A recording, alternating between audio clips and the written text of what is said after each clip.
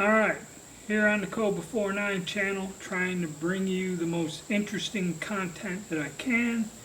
Today we are going to open up one of the tins that I have of the 5.45 by 39 AK-74 rounds. This is genuine Russian ammo. I believe this is the 7N6, which by the Afghans called the poison bullet. This was the original cartridge that was designed for the gun back in the early 70s, and I went over that in my video about the cartridge. And this is how the stuff used to come. Now, at one point in time, back in the golden era, when they were cutting up AKs and bringing kits in, you could get AK-74 kits, both rifles, folding carbines, folding stock rifles, and even the light machine gun versions. Okay, were available at one time in kit form with live barrels, and they were not that expensive.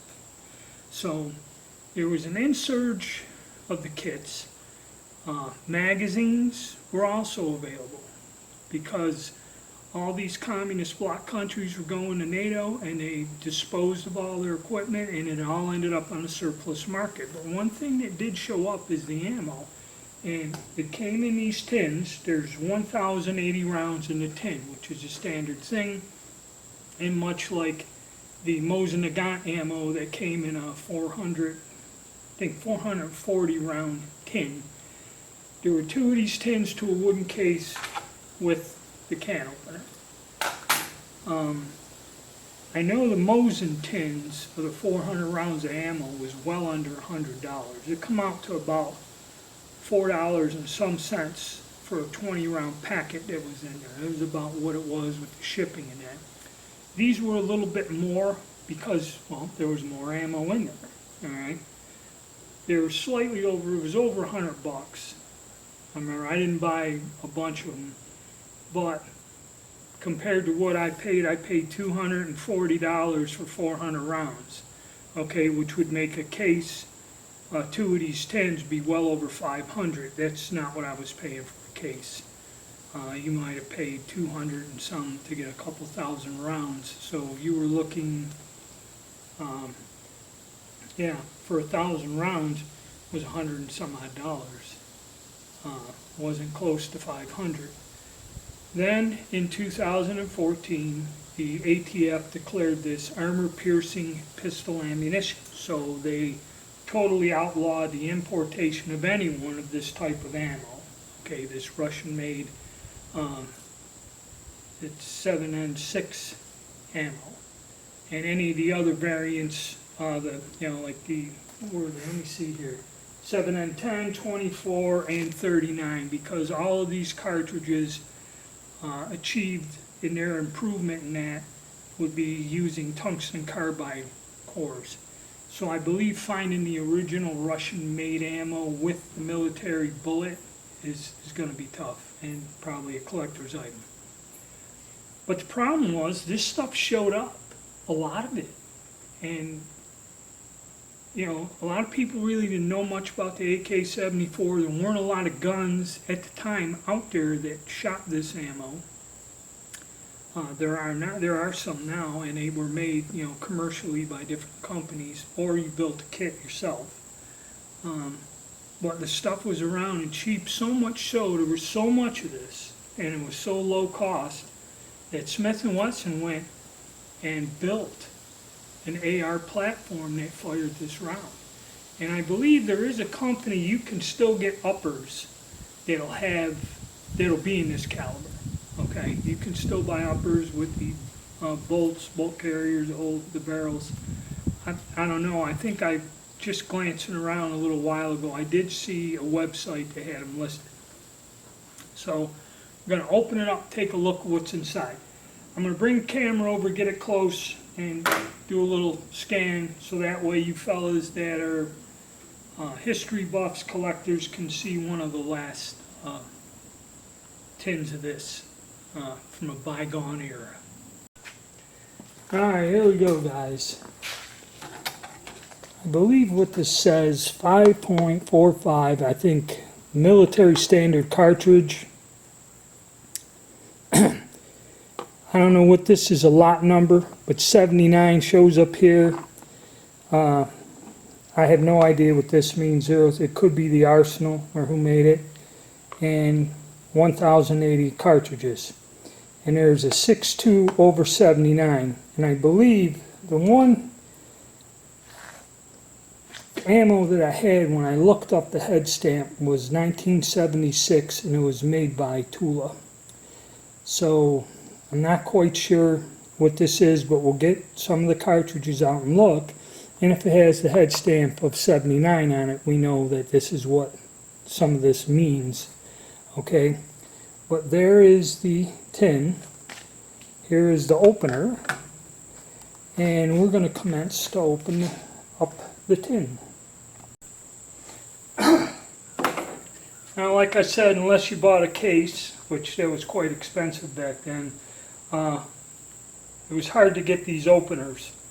But I ended up in the end with a bunch of them. They all work on these things. This is the same color, so this is one for the 5.45, but I got a couple other ones. They're similar that work on the Mosin Nagant tins. Now, how it works, basically you got that flat end and you got the little jagged thing. Put it down there like that, catch the rim, and you just go back and forth, opening it up like your favorite can of sardines. You know, much like this. And I can smell the protective sealant. Alright, so I'm going to work on this really for you to just sit here and watch me do this through the whole length of the tin. I'm going to remove this off there. And with the tool, it don't take long, you know, to kind of do it. But once I get the tin off, we'll turn the camera on and see what we got. Okay, with the right tool, doing the job right, we take our lid off, and this is what we have inside. Probably the inspector stamp, inspector number 8. So we have our thing. Now that's why, oh, what's this? There's 2 of them.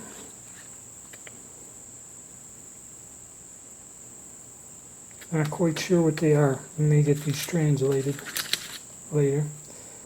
So when you open these or force these open from the edges, you got to pull them out and that. They come with a damn little string here, like this.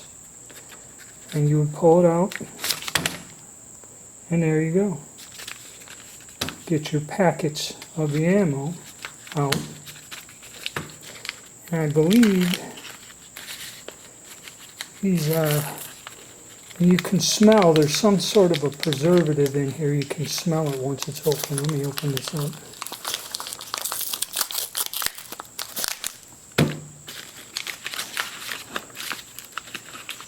Ammo's in a paper packet.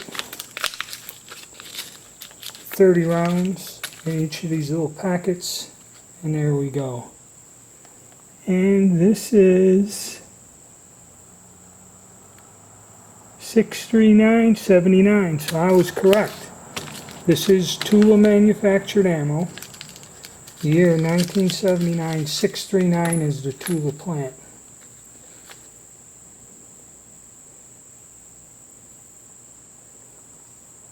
It's a lacquered steel case, the red sealant, and the so-called poison bullet, the early style ammo. This is the original stuff that they made for the AK-74. Right there. 30 round little paper packets. Once you get the starter done, it's easier to grasp these and get them loose from this can. They're packed in there quite well. Okay. Got a little number 4 on there.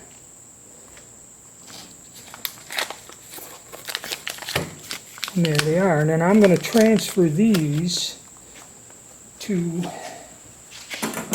my regular 50 cal airtight ammo cans and keep them somewhat in an airtight container. These have been sealed up since 1979, over 40 years, 41 years.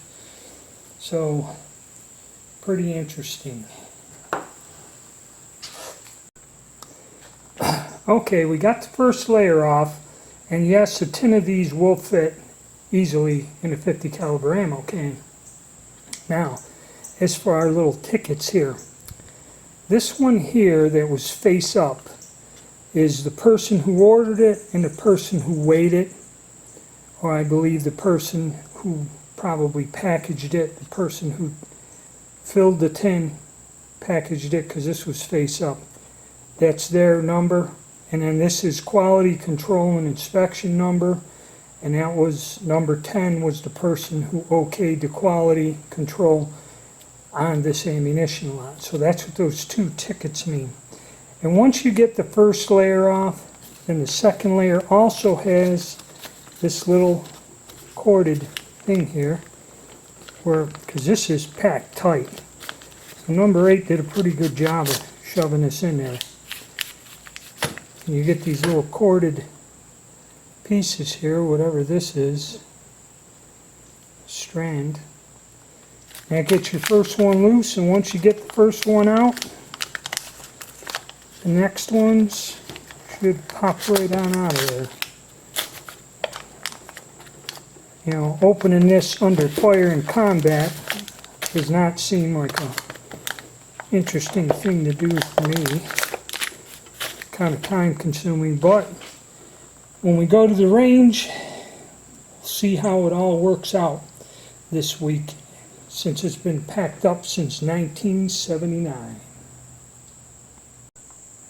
Okay, as I was pulling these cartridges out, on the very bottom in the corner of this tin was another label, which is the packer number 1, and I think it's written in a feminine gender, so it's a woman that packed this. So packer number 1, the person who placed the order in the factory, weighed it to make sure it was alright, was number 8. So they placed the order, probably the supervisor. Number 8 had the order, number 1 packed, then he weighed it, then number 10 is the quality control and inspection person. So that's all the hidden little surprises, and now we'll go on to wrap up the video. Okay, now that we've opened up our can of Russian ammo, we take our authentic AK-74 mag pouch, which inside has magazine loading tool, and I got 3 of these strippers that hold 15 rounds. We'll take one of our Bakelite magazines, and there are grooves in the back that the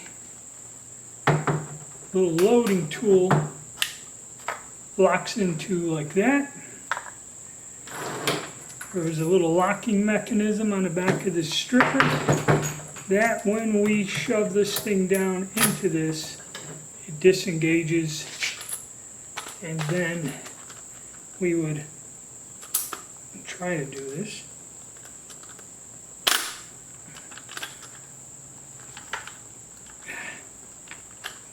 Come on. I don't want to slip up on me.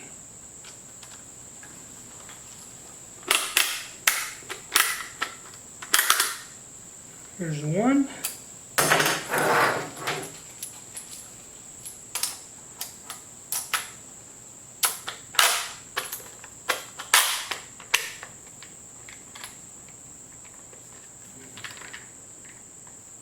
I've actually never done this before.